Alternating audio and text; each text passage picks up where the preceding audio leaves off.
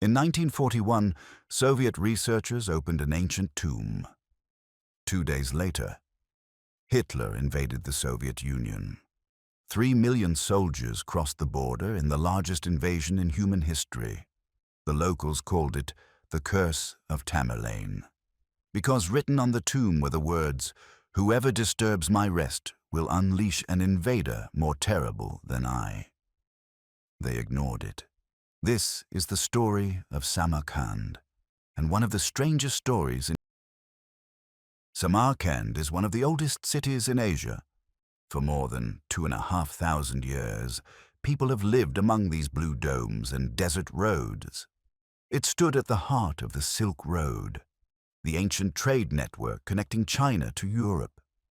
For centuries, merchants carrying silk, gold, spices, and ideas all passed through Samarkand.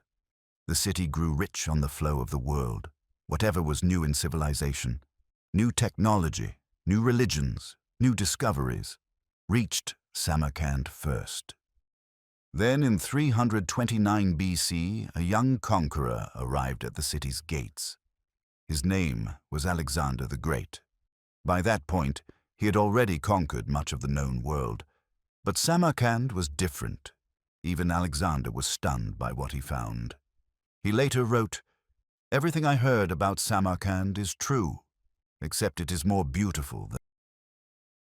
But Samarkand's golden age would not last forever. In 1220, another conqueror arrived from the east, Genghis Khan. The Mongol armies swept across Asia like a storm. City after city fell before them. And when they reached Samarkand, the people knew what was coming. The city surrendered quickly, but it made no difference. The Mongols entered the city anyway.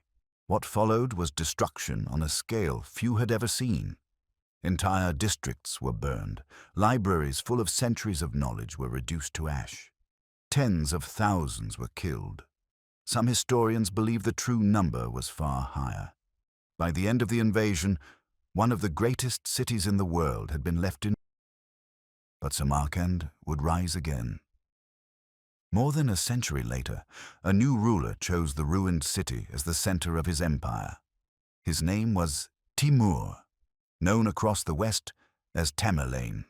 He was one of the most feared conquerors in history. His armies carved a path across Persia, India, the Middle East, and beyond. But unlike Genghis Khan, Timur did not want Samarkand destroyed. He wanted it transformed into the great. Under Timur, the city was rebuilt on a scale the world had never seen. Magnificent mosques rose above the skyline. Enormous madrasas covered in turquoise tiles lined the streets. Scholars, architects, and artists were brought from across the empire to rebuild the city. Samarkand became the jewel of Central Asia. And even centuries later, many of those buildings still stand today. Centuries after Timur's death, his tomb beneath the Gure Amir Mausoleum remained untouched until 1941. Soviet researchers arrived in Samarkand with orders to open it. The locals warned them not to disturb the tomb. They claimed a curse protected the conqueror's final resting place. Inside was an inscription, a warning. "Whoever disturbs my rest will unleash an invader more terrible than I." They ignored it. 2 days later, Hitler launched Operation Barbarossa, the largest land invasion in human history. More than 3 million German soldiers crossed into the Soviet Union. To this day, many still believe the curse of Tamerlane was real.